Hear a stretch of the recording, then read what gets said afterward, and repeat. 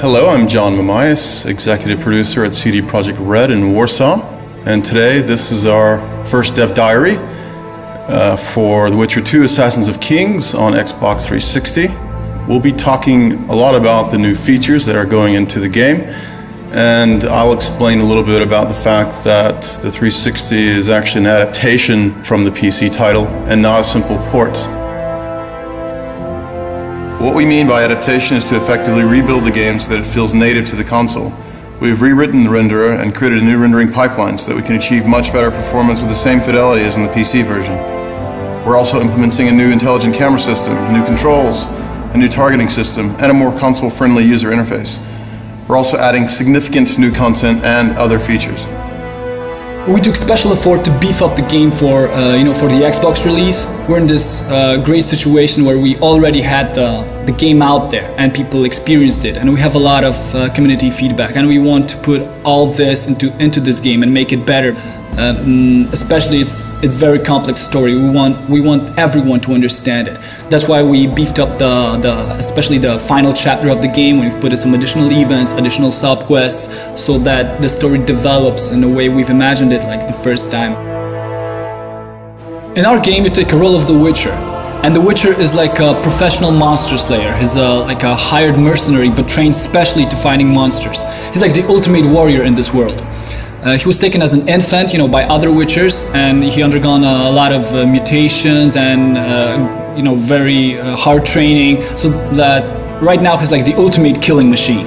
You're not just some any Witcher, you're Geralt of Rivia, and Geralt of Rivia is a character with its own story, with its own background. He's a guy that is famous in the Northern Kingdoms, but for some reason he died, and everyone thought he was dead, but now he's back among the living. But the circumstances of his return are clouded with mystery, because he has amnesia and he forgot, how he came back. When Geralt faces the assassin who takes the life of one of the most important kings of the North, is the moment where your past gets to you, and it's the beginning of your journey.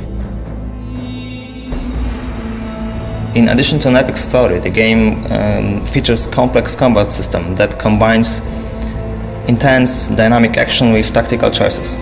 You can combine different character abilities and character customization with real-time moves such as parry, dodge, riposte. You can also choose from a variety of tactical options. You can use alchemy, traps and bait, you can throw bombs at your opponents, you can use different ranged weapons, you can use magical signs or magic. You can also sneak and deal non-lethal blows, non-lethal attacks to your foes. Since we started to work on adaptation of The Witcher 2 on consoles, we already knew that we had to put a lot of work to make user interface fit more to the gameplay style of the consoles. That's why we gathered a lot of information from our fans from the PC version of the game, and we included this knowledge to our work.